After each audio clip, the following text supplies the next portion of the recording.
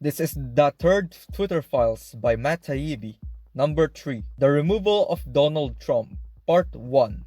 The world knows much of the story of what happened between riots at the Capitol on January 6th and the removal of President Donald Trump from Twitter on January 8th. We'll show you what hasn't been revealed, the erosion of standard within the company in months before January 6th, decisions by high-ranking executives to violate their own policy, and more against the backdrop of ongoing documented interaction with federal agencies. This first installment covers the period before the election through January 6. Tomorrow at Schellenberger MD will detail the chaos inside Twitter on January 7. On Sunday, Barry Weiss will reveal the secret internal communications from the key date of January 8. Whatever your opinion on the decision to remove Trump that day, the internal communications at Twitter between January 6 and January 8 have a clear historical import. Even Twitter employees understood in the moment it was a clear landmark moment in the annals of speech. As soon as they finished banning Trump, Twitter executives started processing new power. They prepared to ban future presidents and White Houses, perhaps even Joe Biden. The new administration, says one exec, will not be suspended by Twitter unless absolutely necessary. As stated in our policy, if it is clear that another account is being used for the purpose of evading a ban, it is also subject to suspension, as an email detailing the proof of one executive trying to ban government officials. It is also subject to suspension for government accounts such as the President of the United States and at White House. We will not suspend those accounts but will take action to limit their use. However, these accounts will be transitioned over to the new administration in due course and will not be suspended by Twitter unless absolutely necessary to alleviate real-world harm. Twitter executives removed Trump in part over what one executive called the context surrounding actions by Trump and supporters over the course of the election and frankly last 4+ years.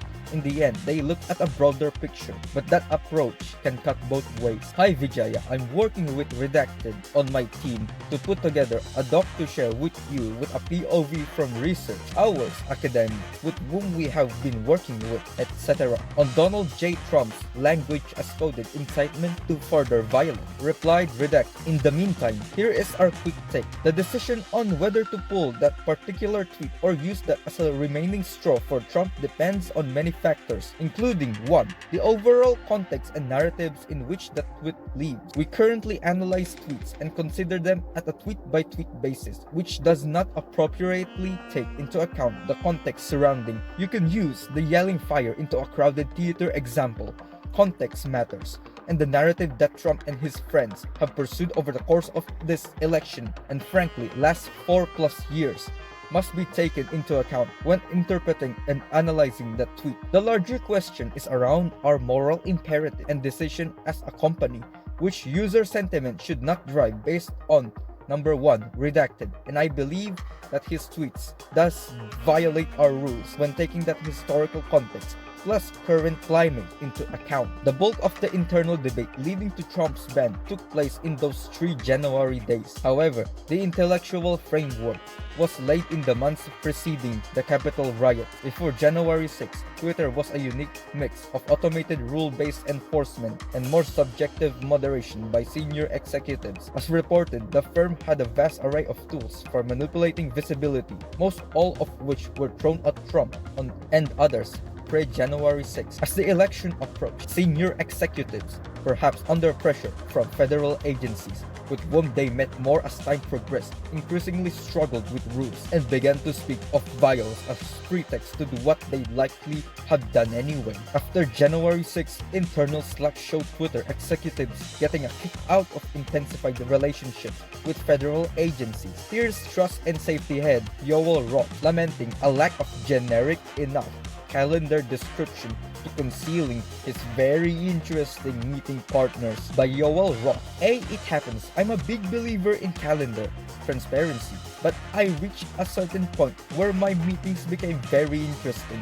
to people and there weren't many meetings names generic enough to cover. Anyways, let me know. Profile redacted. Replied, very boring business meeting that is definitely not about Trump. Really much? Replied Joel. Definitely not meeting with the FBI, I swear. Replied by redacted LMAO. These initial reports are based on searches for docs linked to prominent executives whose names are already public. They include Roth, former Trust and Policy Chief Vijaya Gadde, and recently Planck-Walk Deputy General Counsel, and former top FBI lawyer Jim Baker. One particular Slack channel offers a unique window into the evolving thinking of top officials in late 2020 and early 2021. On October 8, 2020, executives opened a channel called US 2020 XFN Enforcement. Through January 6, this would be home for discussions about election-related removals, especially ones that involve high-profile accounts, often called VITs or very important tweeters. Profile redacted, name redacted. Hey everyone, starting tomorrow, October 9 until November 15, this channel will be used for the following reasons related to the US 2020 election. Trends identified that required scaled investigations, high-profile accounts escalations that potentially require PII soft interventions, scalable solutions required, edge cases or XFN consultation, highlight tech issues, bugs, tools, outage, Jira tickets. This is an enforcement channel between T and AMPs and TWS to help speed up our response related to elections issues over the coming few weeks. GET will start providing a handover starting APAC shift tomorrow, Friday, October 9, using the following template handover. Next shift, EMEA APAC NA, Thursday, October 8, GET SP SI open escalations.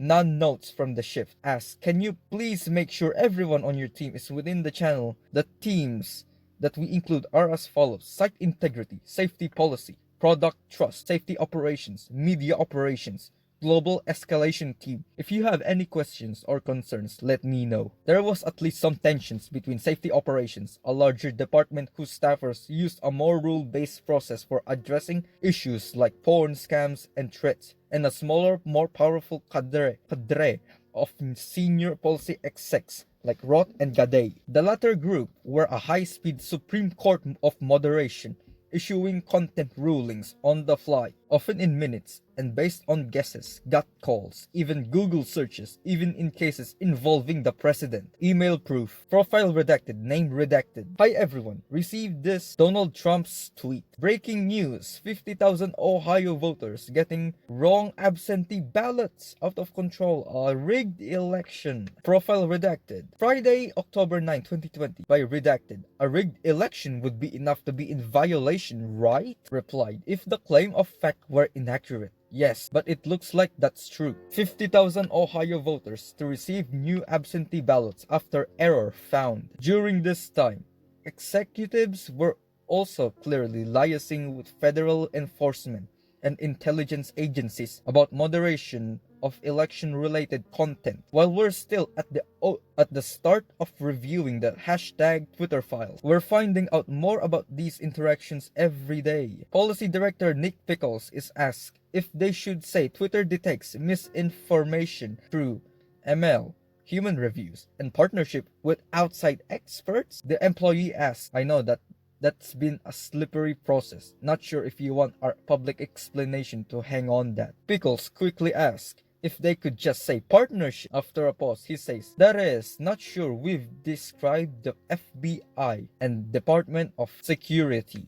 as experts. Can we just say partnerships? This post about the Hunter Biden laptop situation shows that Roth not only met with the FBI and DHS, but with the Office of the Director of National Intelligence, or the DNI. Roth's report to FBI, DHS, DNI is almost farcical in its self-flagellating tone. We blocked the New York Post story, then unblocked it, but said the opposite. Communications is angry. Reporters think we're idiots. In short, in case you missed that, you should download this video, man, just to have a record of government fuck-ups. Some of Roth's later slacks indicate his weekly confabs with federal law enforcement involving separate meetings. Here he goes, the FBI and DHS respectively, to go first to an Aspen Institute thing, then take a call with Apple. Yoel wrote, "Hey there, I have to miss the FBI and DHS meeting today unfortunately. I saw you on the invites for both as our site policy. Can you give me a quick readout if there's anything interesting that comes up?" By Patrick Conlon. Sure thing, I hope that's everything.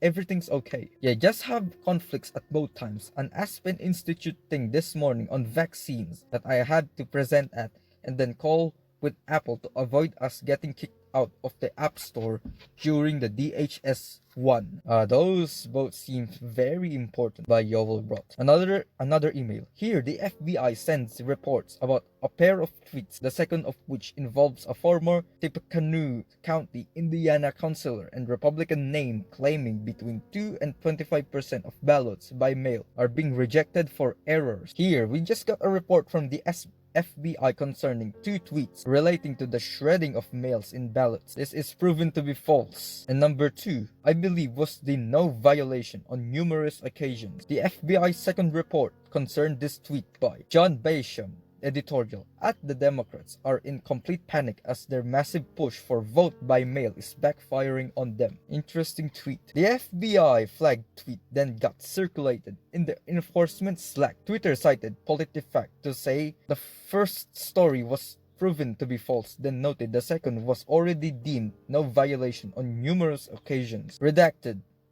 Profile redacted. We just got a report from the FBI concerning 2 tweets. It's a repeat. The group then decided to apply a learn how voting is safe and secure label because one commentator says it's totally normal to have a 2% error rate. Roth then gives the final go-ahead to the processing initiated by the FBI. Yoel Roth, I think we can use the mail-in voting label for this one as is. Examining the entire election enforcement Slack, we didn't see one reference to moderation requests from the Trump campaign, the Trump White House, or Republicans generally. They may exist, we were told. However, they were absent here. In one case, former Arkansas Governor Mike Huckabee joked tweets about mailing in ballots for his deceased parents and grandparents. This is an irrelevant tweet. This inspires a long Slack that reads like a parody.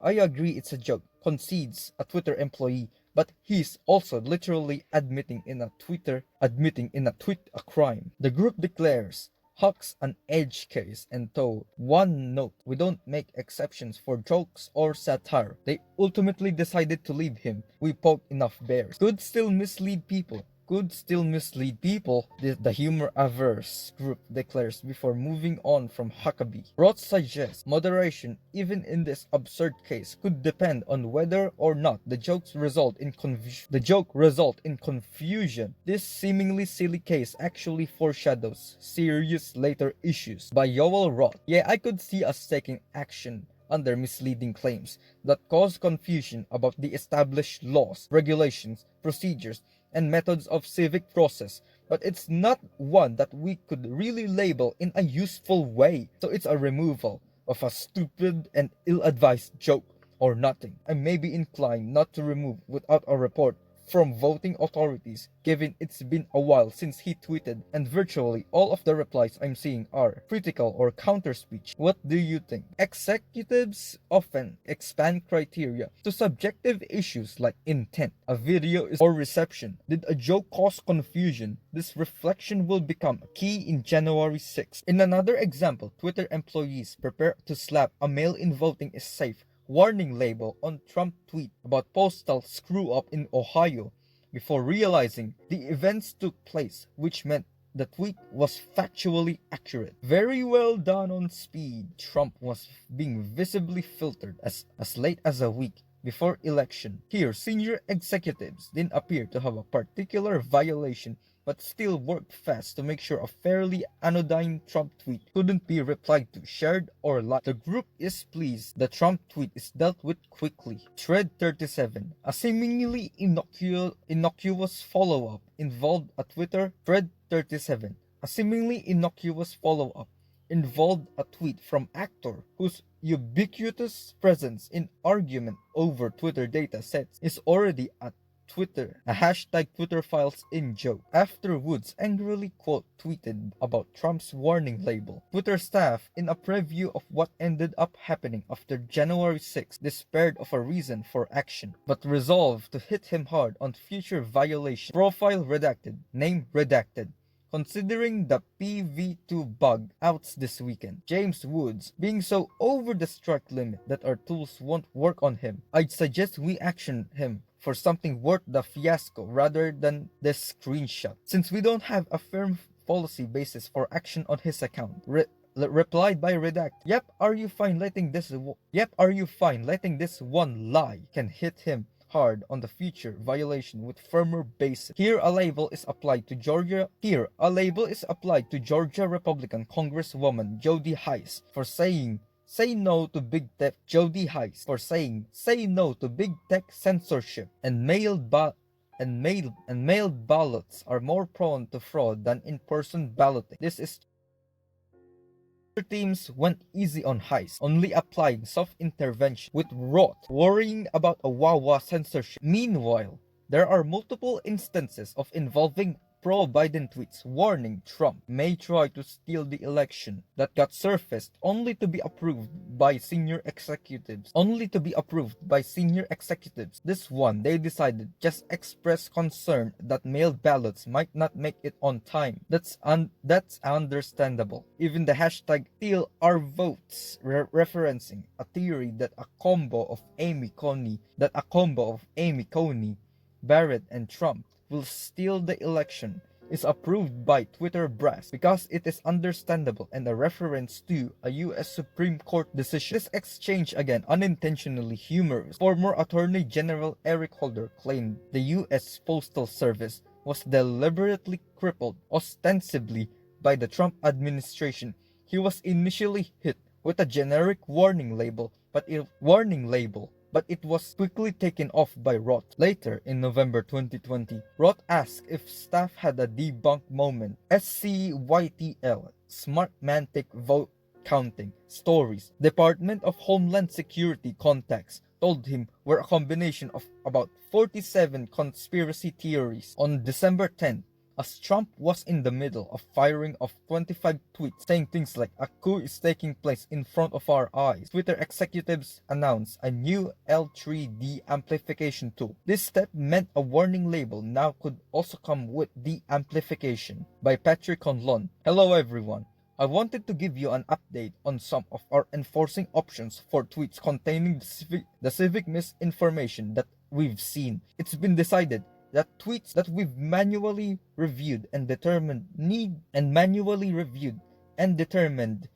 a label will now be subject to L3 amplification, further restricting the extent to which the tweet can be shared. The current batch of entity IDs will be soon used for automated labeling work, but I've created a new batch of entity IDs for the labels, but we've been using the most during the past couple of weeks that we've only rarely used or that have been deprecated already, haven't gotten an L3 update. If there's a moment when we need the L3 version for one of those labels, please flag it to Matt Graydon or myself to find the new L3 entity IDs. Please look at the L3 US 2020 to 11 December update tab in the Civic Integrity Entity IDs Strato spreadsheet. Some executives wanted to use the deamplification tool to silently limit Trump's reach more right away, beginning with the following tweet. However, in the end, the team had to use older, less aggressive labeling tools, at least for that day, until the L3 entities went live in the following morning. The significance is that it shows that Twitter in 2020, at least, was deploying a vast range of visible and invisible tools to rein in Trump's engagement long before January 6. The ban will come after other avenues. Are exhausted. In Twitter docs, execs frequently refer to bots. That is, let's put a bot on that. A bot is just any automated heuristic moderation rule. It can be anything. Every time a person in Brazil uses green and blob in the same sentence, action must every time a person in Brazil uses green and blob in the same sentence, action might be taken. In this instance, it appears moderators added a bot for a Trump claim made on bare in this instance, it appears moderators added a bot for a Trump claim made on Breitbart. The bot ends up becoming an automated tool invisibly watching both Trump and apparently Breitbart will add media ID to bot. Trump by January 6 was quickly covered in bot. There is no way to follow the frenzied exchange among Twitter personnel from between January 6 and January 8 without knowing the basics of the company's vast lexicon of acronyms and Orwellian unwords. To bounce an account is to put it in timeout, usually for a 12-hour review cool-off. Interstitial, one of many nouns used as a verb in Twitter speak. Denialist is another, means placing a physical label atop a tweet so it can't be seen. PII has multiple meanings, one being public interest interstitial, that is, a covering label applied for public interest reasons. The post below also references proactive visibility filtering. This is all necessary background to January 6 before the riot. The company was engaged in an inherently insane, impossible task to trying to create an ever-expanding impossible project trying to create an ever-expanding, ostensibly rational set of rules to regulate every conceivable speech situation that might arise between humans. This project was preposterous, yet its leaders were unable to see this. Having become infected with group thinking, coming to believe sincerely that it was Twitter's responsibility to control, as much as possible, what people could talk about, how often, with whom. When panic first breaks out on January 6, there's a fair share of WTF type posts mixed in with frantic calls for Twitter to start deploying. When panic first breaks out on January 6, there's a fair share of WTF type posts mixed in with frantic calls for Twitter to start deploying its full arsenal of moderation tools. What is the right of remediation?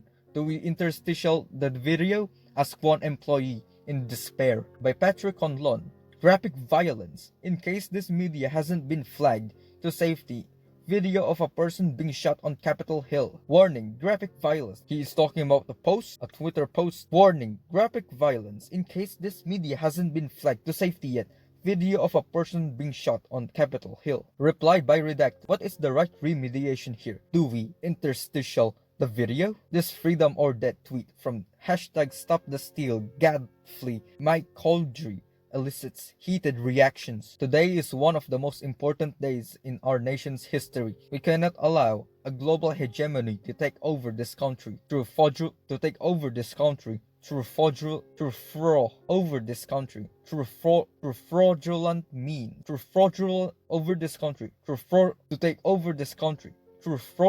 means. What happens today determines the next 100 years of our country. Freedom or death. Wrote groans about Coldry, this asshole, but still seemed determined to stick at least superficially to rules, itching to act. If this constitute incitement, I will permanently suspend him, said by Yoel Roth. At 2:39 p.m. PST, a communication officials asked Roth to confirm or deny a story that restricted Trump. At 2:39 p.m. PST, at 2:39 p.m. Pacific Standard Time Zone, a comms official asked Roth to confirm or deny a story that they restricted Trump's ability to tweet. Roth says we have not. By redacted. Hi Yoel, appreciate all your hard work today. We've heard from a reporter that they have a trusted source telling them we've restricted Trump's ability to tweet. Sorry for this annoying request, but wanted to chase it down with you before starting an email chain, etc. We have not, replied by Yoel. 60 minutes later, Roth executed the historic act of bouncing Trump, that is, putting him in timeout. I hope you are appropriately sec.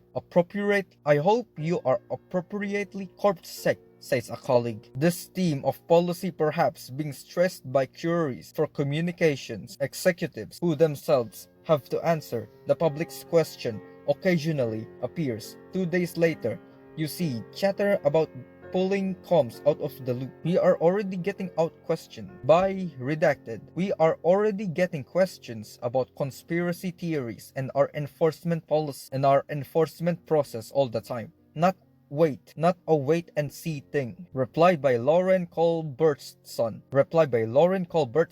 Let's talk about that, but we need to hammer that out ahead of an emergence and involving situation by the same person that is redacted. Respectfully, it needs to be your team doing so holistically. By Lauren Colberts, I don't think it's wise to reach out to communications folks proactively on this. The first company-wide emails from Gade on January 6 announced that 3 Trump tweets had been bounced, but more importantly, signaled a determination to use legit violations as a guide for any possible permanent suspension.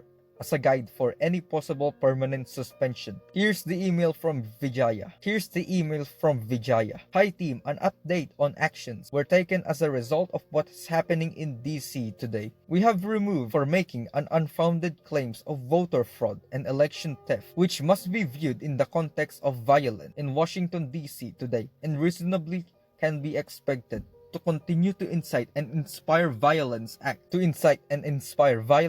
around the country. We are requiring a 12-hour timeout following the removal of these tweets. We also have tweeted, so there's a transparency in our actions and making it clear that future violations of the Twitter rules will result in a permanent suspension. What the actual fuck? Safe to say, go home with love and in peace. Tweet mid-riot didn't go over very well. Go home with love and in peace. Tweet mid-riot didn't go very well at Twitter HQ. A few last notes about January 6. Roth at one point looked and found Trump had a slew of duplicate bot applications. By the end of the first day, the top executives are still trying to apply rules. By the next day, they will contemplate a major change in approach. Watch this weekend for this play-by-play of how all that went down. By January 8, which will be described on Sunday, Twitter will be receiving plaudits from our partners in Washington, and the sitting US president will no longer be heard on the platform. Lastly, people on the left, right, and in between want to know what else is in the hashtag Twitter file. Hashtag Twitter file. From suppression, shadow banning of leftists to lab-leak theorists or amplification of military propaganda or conservative accounts, we know everyone has questions. The Christmas gift were nothing but a tree.